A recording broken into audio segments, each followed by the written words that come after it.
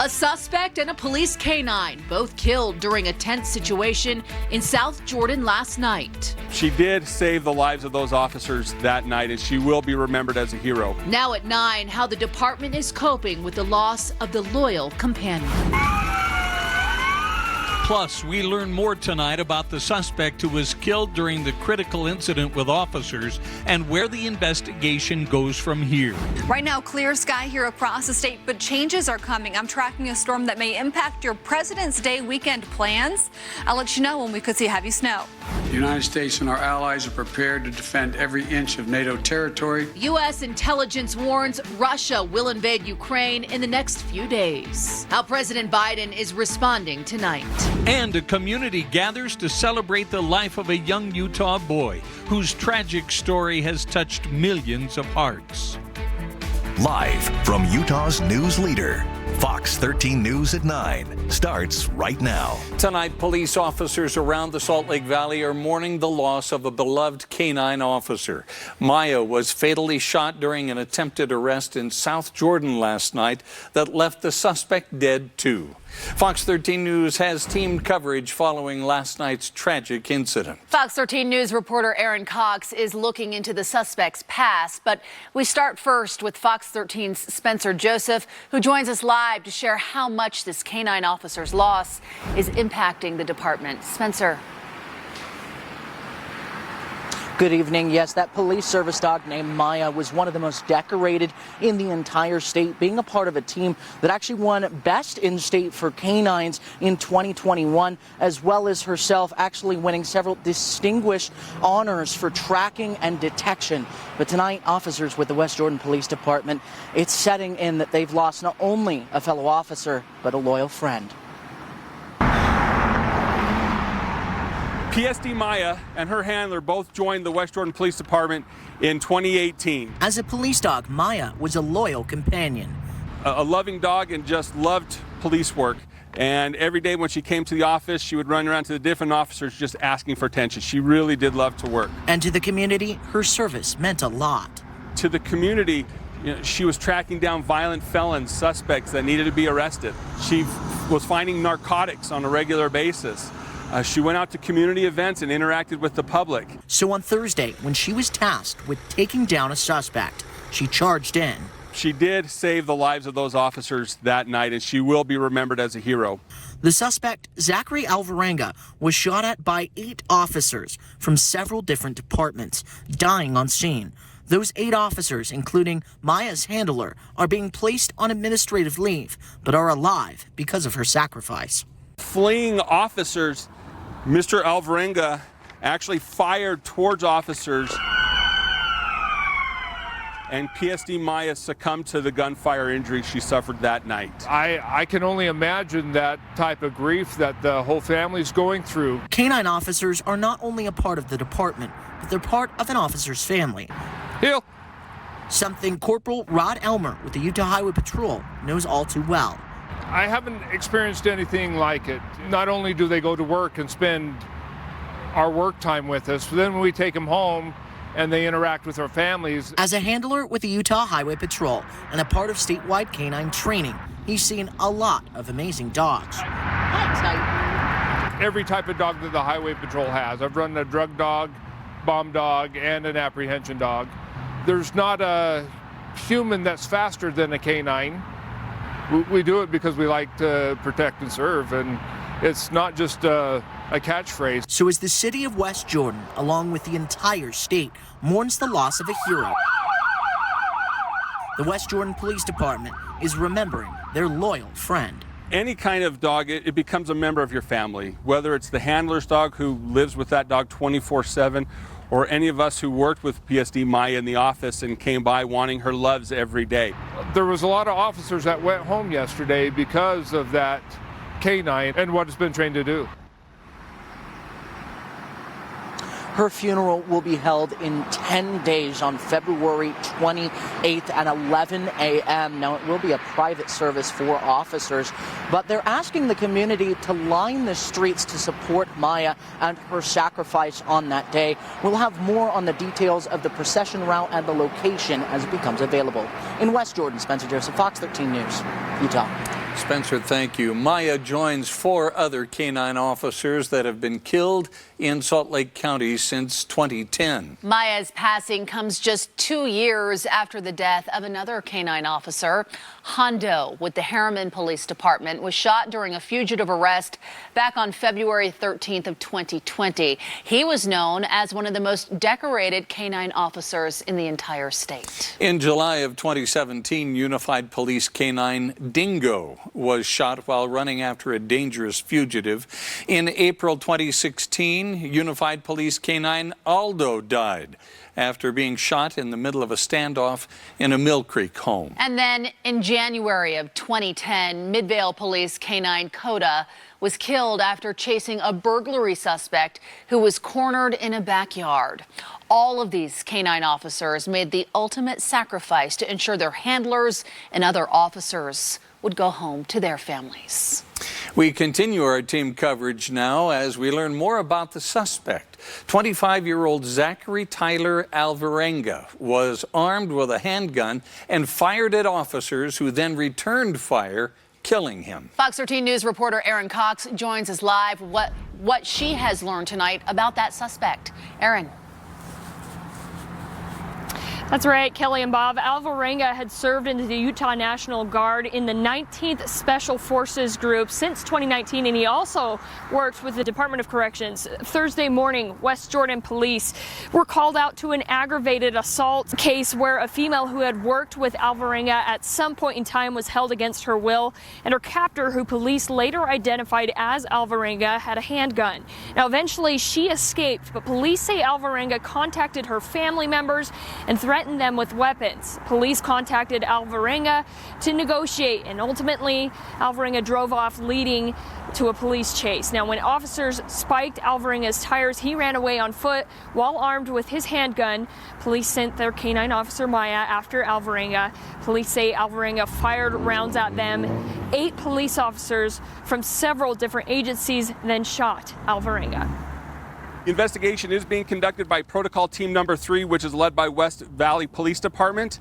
And there is video recording both car and body-worn camera of the incident. And all of that video has been turned over to the Protocol Team for review as part of this.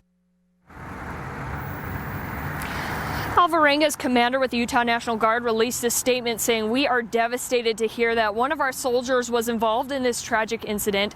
Our condolences go out to Alvarenga's family, to Maya's handler, to the victims who were immediately impacted, and to all others who have been affected." Now, the Utah National Guard is going to provide counseling services as well as other support services for their soldiers. Reporting live, Erin Cox, Fox 13 News, Utah. Erin, thank you. Tonight, friends and family of Drake Hardman gathered to celebrate his young life. 12-year-old Drake died by suicide last week. Guests tonight were encouraged to share their memories of him with the family. His funeral services will not be open to the public, but the recording will be posted online after next Tuesday, February 22nd. Authorities in Arizona have released the name of a kidnapping suspect who was shot and killed in Mojave County yesterday. 30-year-old Oscar Alcantara led police on a chase from St. George to Mojave County with a baby boy in his back seat yesterday afternoon. When he stopped, Alcantara ran into an open field and began threatening the child. Officers say at least one officer fired their weapon, killing him. The baby was unharmed. Fox 13 News has learned the Moroni City Police Chief has lost his job, and he was the department's only full-time employee. Chief Bob Hill confirmed the news over the phone to Fox 13 News investigative reporter Adam Herbitz this afternoon. Chief Hill told us it was not his choice to leave.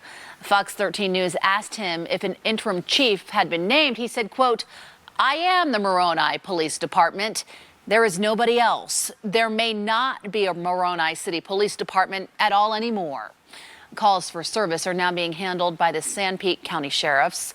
The city has not responded to requests for comment. Well, we're headed into a holiday weekend, and we had a beautiful day today. Let's hope it holds on. It was nice, Allison. What's in store for the weekend? It'll hold on for the majority of the weekend, but then by Monday, big changes are on the way. Right now here in Salt Lake, it's about 40 degrees. Feels like 34, though, with some light wind, about 5 to 10 miles per hour currently. 33 in Provo. We've got temperatures right around 35 degrees for Ogden, upper 20s for Logan. So we've got those temps right around freezing for Utah County, and then for St. George, 52 degrees right now. We do have clear sky here across most of Utah, so go ahead and zoom in through Salt Lake, Farmington, up towards Kaysville and Ogden. Clear sky out through Kearns, West Jordan, Harriman, down through Lehigh, Sandy, Draper, Holiday, out through Tooele, Stansbury Park, Stockton. And as you wake up tomorrow morning, we'll have clear sky. 5 a.m., 6 a.m., 7 a.m., all below freezing or right around freezing. And then by 9 o'clock tomorrow morning, we'll have that sunshine in the upper 30s. Changes are coming. I am tracking our next storm moving in late Sunday into Monday. We could see some impacts to President's Day travel out of the timing of that storm and break it all down for you coming up in your weekend forecast. There are several people in this room that are wearing masks. That's okay. There are also people in this room who've chosen not to wear masks. That is also okay. Shifting from pandemic to endemic life with COVID-19. What Utah state leaders are planning to do as we transition from one phase to the next. Somebody's going to ask for P before we go, and we're going to say no, and they're going to sue us in federal court, and they're going to win. Personalized license plates in Utah could soon become a thing of the past. We'll explain why. And we know Utah's housing market is hot, so just how hot was it last year? We'll take an in-depth look at what one new study has found. Today, a legislative committee discussed a bill that would restrict the media and the general public's access to statements made by police officers and other public employees. Bob, typically these statements are given during investigations of misconduct. Fox 13 News anchor Amy Nay has more. Garrity rights protect public employees from being compelled to incriminate themselves during investigatory interviews conducted by their employers. House Bill 399 sponsor Representative Ryan Wilcox of Ogden says keeping that information private, protected from public scrutiny or possible prosecution, is something that's protected under the U.S. Constitution and the Fifth Amendment. How likely is an employee to open up to you about a difficult issue, perhaps one in which they made a significant mistake, if after the interview, the content of that crucial conversation is going to be used to sell newspapers? This bill will increase public distrust of officers if passed because it shrouds the internal investigation under a veil of secrecy. Cheryl Worsley, journalist of more than 2 decades now with KSL and representing the RTDNA, Radio Television Digital News Association throughout the Rocky Mountain region, says law enforcement across the country and here in Utah are seeing a lack of trust from the public. The answer to a lack of trust is more transparency, not less. The public will not accept what can't be verified. There is an accountability need. Bill will have minimal impact on transparency around those subject events because information is available through a variety of other means. Cameron Deal from the Utah League of Cities and Towns says this bill wouldn't restrict media from gaining access to police reports and other investigations. He told me he never wanted his children and he never wanted his spouse to hear the fear that his job involved. He already has it at the dinner table. He doesn't need it at the front page of the newspaper. He doesn't need his neighbors going to church and asking him, wow, that was really amazing. How did that feel? Representatives of law enforcement and members of the media in attendance this morning speaking for and against the bill, respectively. They were not given all of the facts in the case. And our case is the reason why this bill should not move forward. Also testifying, Tiffany James, the mother of Zane James, a 19-year-old shot and killed by Cottonwood Heights police in 2018, whose case was just reopened, according to the Tribune, by the Salt Lake DA. It took almost 3 years and $300,000 for us to be able to gain access to this Garrity statement. Please, there is no public benefit to less transparency. The bill passed unanimously by the committee. Amy Nay, Fox 13 News, Utah. Today, the Utah House and Senate lawmakers announced nearly $1 billion in extra money coming into the state coffers. And that's big when it comes to funding some priorities in Utah. The state has $432 million in additional one-time funds and $384 million more in ongoing revenue. So is it time for yet another tax cut? A tax cut is certainly one of those things that we could be and very likely will be discussing. Income tax cut, food tax, what's going on? Not sure I want to comment on that. I'm just going to say that tax cuts are probably going to be a point of conversation. The legislature passed an income tax cut earlier in the session, but the bill to eliminate the state portion of the sales tax on food has stalled. The school voucher bill is seeing more opposition. A coalition of Utah public education groups held a news conference at the state capitol today. It comes a day after Governor Cox promised to veto that bill. The measure offers scholarships for people to send their children to private schools. The public education groups say they support equity in public schools, but argue the bill takes money from public education like similar bills in the past. Such funding promotes division without diversity, creates division and separation within our communities, and negates the long struggle to desegregate our schools and our society. Supporters of the voucher bill say it will be good for families who need choices. Lawmakers briefly called up the bill for debate and then circled it, meaning they will not move forward for now.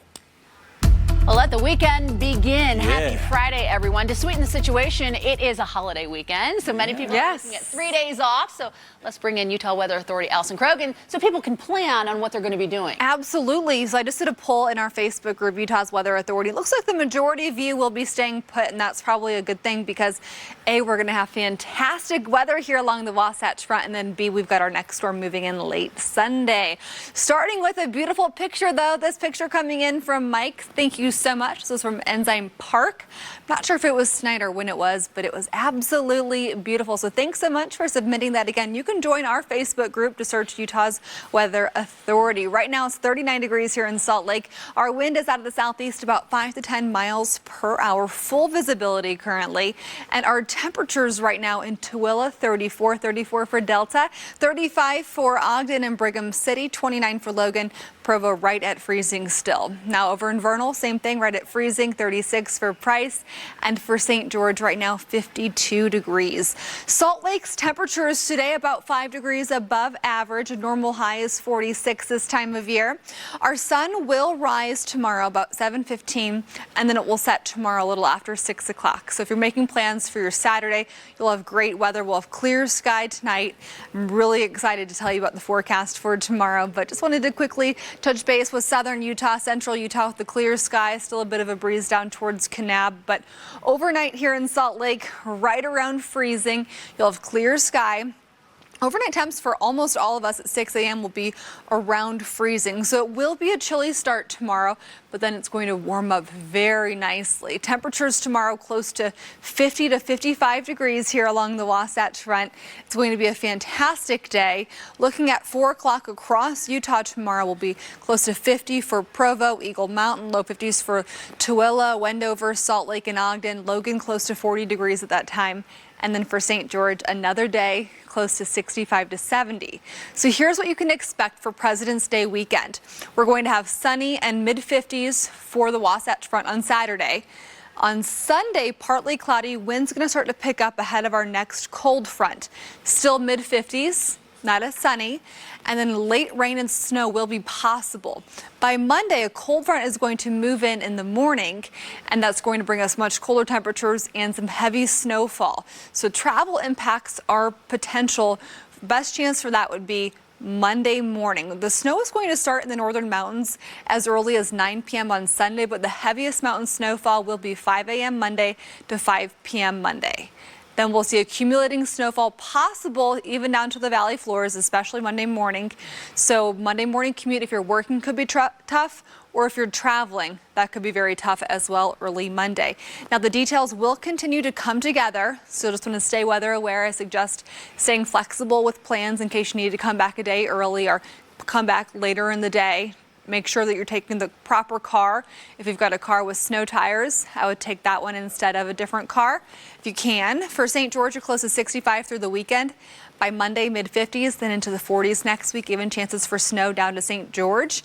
And for the Wasatch Front, we're into the 30s and 20s next week. Overnight temps will drop into the teens. So a very nice weekend ahead. We'll talk more about that storm next week coming up later in the hour in your Super 7-day forecast. All right, Allison, thank you. Fears of a Russian invasion of Ukraine ramp up.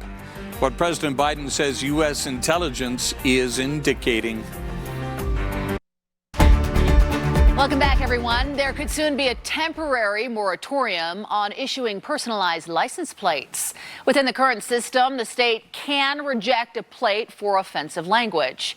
Representative Norm Thurston of Provo believes this is unconstitutional and violates the First Amendment. However, some members of the Transportation Committee question whether pausing the program for everyone is fair.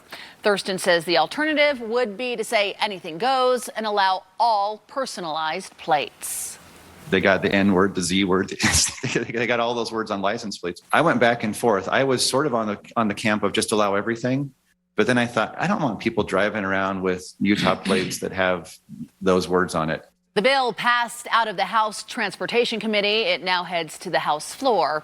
If it does become law, the moratorium would go into effect on July 1st. Utah's newest refugee families went grocery shopping today with the spouses of legislative representatives.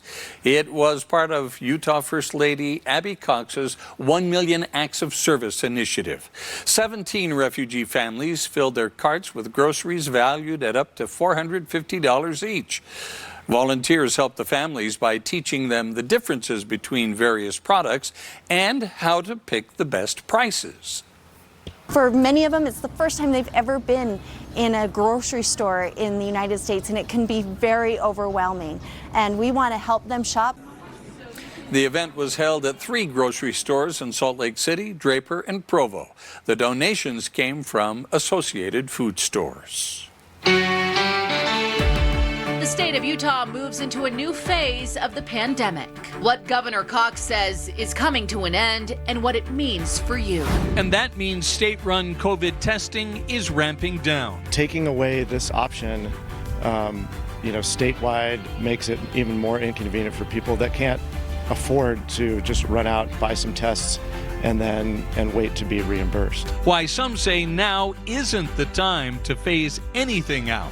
And just how hot was Utah's housing market last year? We'll show you how quickly homes sold and for how much.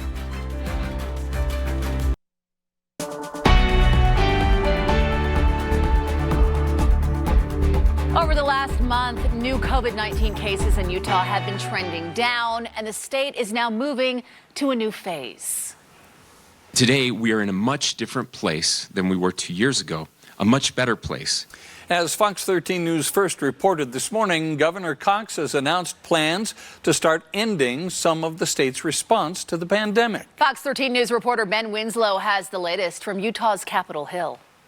It is now time to transition out of an emergency posture and into a manageable risk model. Governor Spencer Cox says with COVID-19 cases and hospitalizations dropping, it's time for Utah to leave the ongoing state of emergency. This is a 6-week ramp down. Mass testing sites will start to close. Healthcare providers will handle it going forward. The state will not report the day-to-day of cases, relying on trends and wastewater monitoring to warn of another surge. The state will push vaccinations and boosters. Please remember that during the last 2 surges, hospitals were not filling up with vaccinated people. It was unvaccinated people. Fox 13 News first reported last month the state was preparing for an endemic phase where COVID becomes a regular part of our lives, but it isn't overwhelming healthcare systems. We do anticipate that there will be additional spikes. For many people, it will mean personal choices. You'll notice today that there are several people in this room that are wearing masks. That's okay. There are also people in this room who have chosen not to wear masks. That is also okay. And we all need to be okay with those personal decisions. The state epidemiologist says the virus is still circulating in the state, so you need to think about your own approach to it. I think we need to start thinking about this like we think other infections. Flu is the easy example. What do you do when you think you have flu? You don't go in and expose other people. She says masking should be a choice. Personally, I am doing it where when it's not an inconvenience, I'm going to wear a mask. I don't care if I have a mask on in a grocery store or not, so I'll wear it. Whereas if I go to a restaurant, obviously I want a mask off. So I think people can sort of think about where is their risk level, what is appropriate for them, and decide where to use a mask. Certainly, crowds, why not use it? Show your papers wherever you go. On Capitol Hill, lawmakers are still advancing bills to respond to the pandemic, including a bill to block business and employers from requiring proof of vaccination. Just this morning, I was threatened personally for being a pawn of the deep state. That bill was pulled from debate in the House. The governor signaled he'd like to see an end to all COVID bills. I would love the legislature to be done with this too. I think one of the ways to signal to Utahns that we are done and moving on is to not be running bills that are divisive. In another sign that COVID-19 remains a presence here on Capitol Hill, House Minority Leader Brian King confirmed to Fox 13 News he's contracted a breakthrough case of COVID-19. He says he is vaxxed and boosted, and that has made all the difference in the severity of his symptoms. He's encouraging others to ensure that they are vaccinated and boosted. On the Hill, Ben Winslow, Fox 13 News, Utah. COVID-19 testing sites are ramping down as part of the transition to a steady state. Fox 13 News reporter Chris Arnold spoke with people who use those sites frequently to find out how they feel about the sites being phased out over the next 6 weeks. We've been here twice. Jennifer Don, Chris Block, and their two daughters, Coral and Sequoia, spent part of their afternoon getting tested for COVID-19 at the Utah Department of Health's testing site. I like to test pretty regularly. We have pretty low exposure risk, but we have been going to the gym a little bit lately, even though we wear our mask. I want to make sure that we're all free of COVID and not passing it on to anyone else in the community. But the Don Block family and others will have to go another route for testing after Governor Spencer Cox and state health officials announced a transition to a steady state. That means the more than 100 testing sites across the state, like at the Cannon Building and elsewhere, will be closed down by the end of March. Taking away this option, statewide makes it even more inconvenient for people that can't afford to just run out, buy some tests, and wait to be reimbursed. It's a worry echoed by the Utah Academy of Family Physicians. In a statement today, they say they have some concerns about the governor's decision, saying in part, with the reduction in places for testing, that burden will fall on our providers that are already stretched thin. They go on to say, if we are concerned that those who end up with serious symptoms or if we see another upsurge, we will see our healthcare systems overwhelmed again. While sites across the state, like the Maverick Center, saw long lines a month ago during the Omicron surge, state health officials say the demand has tapered off. Some of those that were brought in was related to the CDC. They brought in 2 additional sites for us at the University of Utah and at Utah Valley. Both of those sites will be closing. In all, the Utah Department of Health says 7 sites are closing up shop by the end of this week. For those who use the testing sites, like the Don Block family, they say this transition is coming too soon. I don't think we should start closing things down and spinning our wheels until we know for sure that that's the phase we're in, and that we have the infrastructure to make sure that testing still is easy, free, and accessible to everyone who needs it. Now, while sites like this will ultimately be phased out, the Utah Department of Health says they will step in and help if COVID-19 outbreaks occur. That would include additional testing and support. In West Valley City, Chris Arnold, Fox 13 News, Utah. Well, today is the 28th day Utah's seen a decline in the 7-day average for new COVID-19 cases. That is with 999 people testing positive during the past day. Hospitalizations did take a small dip, although the percentage of COVID patients in the ICU, that went up slightly. 15 more Utahns have died from the virus. Vaccinations continue a downward trend as well, despite roughly 2/3 of Utahns ages 12 and older not yet boosted. Close to 4,700 COVID shots were administered in the past day. Coming up, it is Judgment Day in Minnesota. The former police officer who mistook her gun for her taser and killed a young man learns her fate. Plus, President Biden gives a grim assessment about the threat of a Russian invasion of Ukraine. What he had to say today about the crisis in Eastern Europe. Very nice weather to start the weekend. Clear sky tonight and tomorrow morning, but changes are coming. I'll let you know the best travel times if you're going anywhere for President's Day. In world news this afternoon, President Biden said U.S. intelligence has convinced him Russia will invade Ukraine just within the next few days. Some of those living in eastern Ukraine are now leaving as shelling between Ukrainian forces and Russian-backed rebels spike. The Russian military also announced drills of its nuclear forces during the upcoming weekend, with President Vladimir Putin personally supervising. The United States and our allies are prepared to defend every inch of NATO territory from any threat to our collective security as well. President Biden still hopes diplomacy can prevail. Secretary of State Antony Blinken is scheduled to meet with his Russian counterpart next week. That is if the invasion has not yet happened. Today, former Minnesota police officer Kim Potter was sentenced to 2 years in prison for fatally shooting Dante Wright after she says she mistook her handgun for her taser. Wright's family says the sentence is too light, but the judge cited the uniqueness of this case in her decision. A police officer who was supposed to serve and protect took so much away from us. She took our baby boy with a single gunshot through his heart. She shattered mine. I pray for Dante and all of you many, many times a day. Potter will be eligible for supervised release in as soon as 16 months. A new study shows just how fast houses sold in Utah last year and how much Utah homes cost compared with other states. We'll show you. And later in sports, Utah gymnastics back inside the confines of their own building tonight, while the Preps bring the regular season to a close. Region titles on the line on the final day. Back in a bit. The Utah Office of Homeless Services has received nearly $13 million for affordable housing for the homeless population here. This morning, they held a meeting for the community to give ideas on how to use that money. The money will be distributed to programs designed to improve the homeless response system around Utah. The department says it will now submit the application to the Housing and Urban Development Department for review. The Housing and Urban Development Department of the federal government hopefully will look at it quickly. If they take a couple weeks or a month, whatever it is, to approve the plan, and then we'll immediately from that point begin selecting projects with the help of the local communities and start funding projects. The Office of Homeless Services has looked at examples from a community in Texas. They're also working with local agencies interested in building tiny homes in Salt Lake and Iron counties. A study reveals sexual minority women in Utah face higher economical disadvantages compared to heterosexual women. The University of Utah, Utah State University, and the Utah Women in Leadership Project conducted the study. University of Utah Associate Professor Claudia Geist says the study found Utah sexual minority women are 4 times more likely to not graduate from high school compared to their heterosexual counterparts.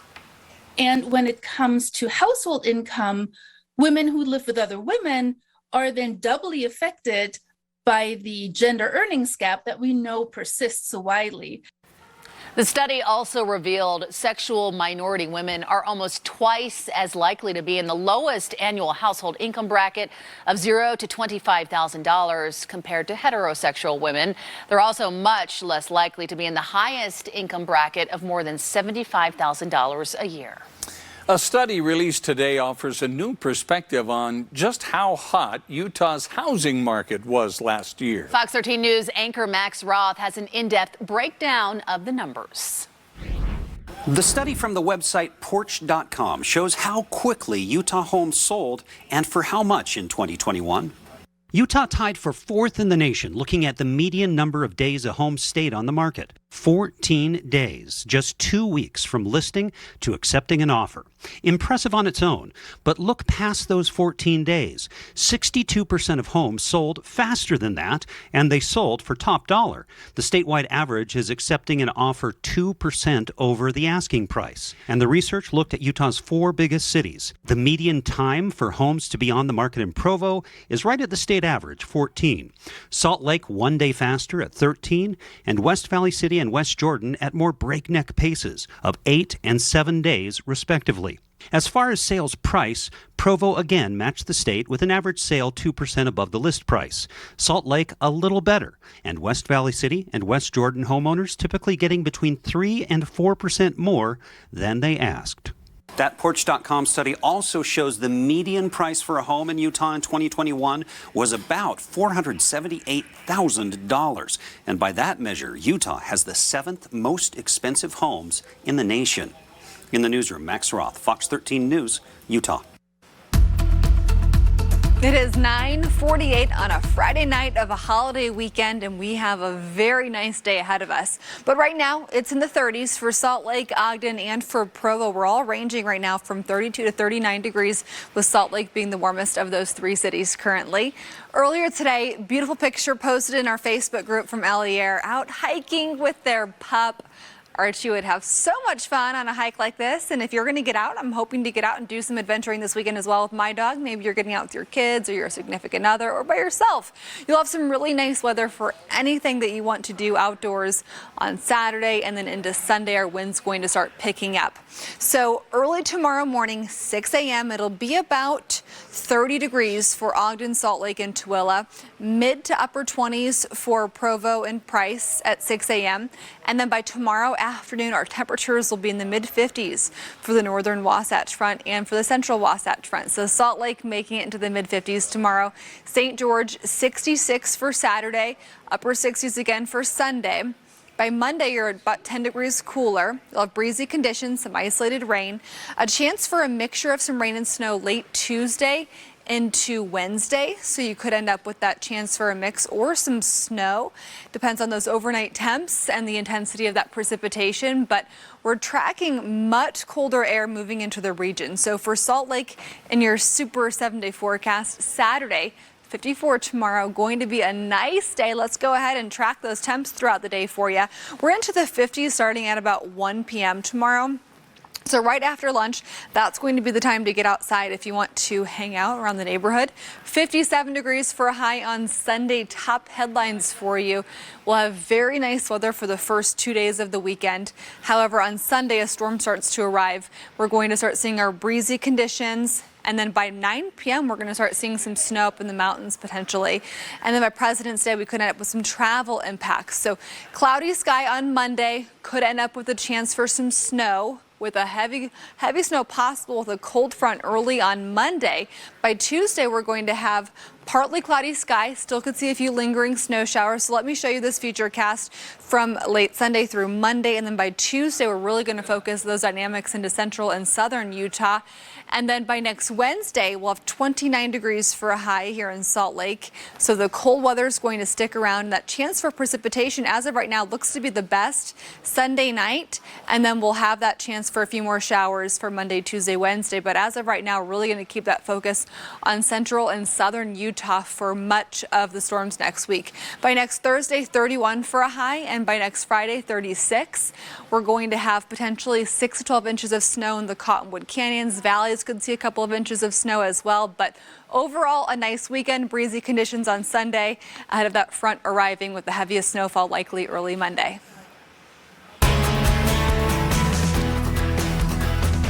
Tonight was the last day of the high school basketball regular season, meaning last chance to make some noise before the start of the playoffs, which begins Wednesday for 6A and 5A schools across Utah.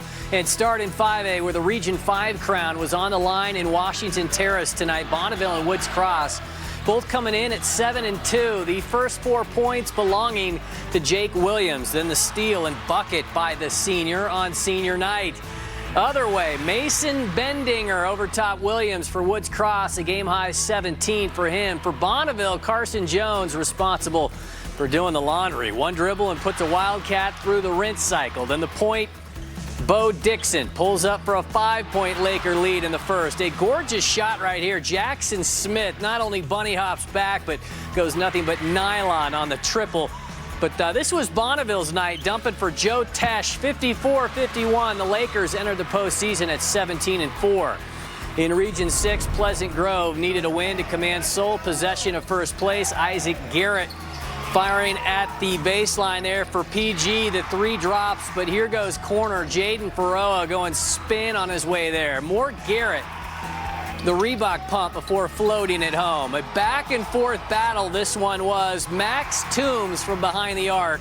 It was a one-score game almost the entire time. The Chargers from the deep blue sea. Brody Kozlowski knocks it down. His corner ekes out the mild upset by a single point, 57-56. So those two teams share the region title, each at 7-3.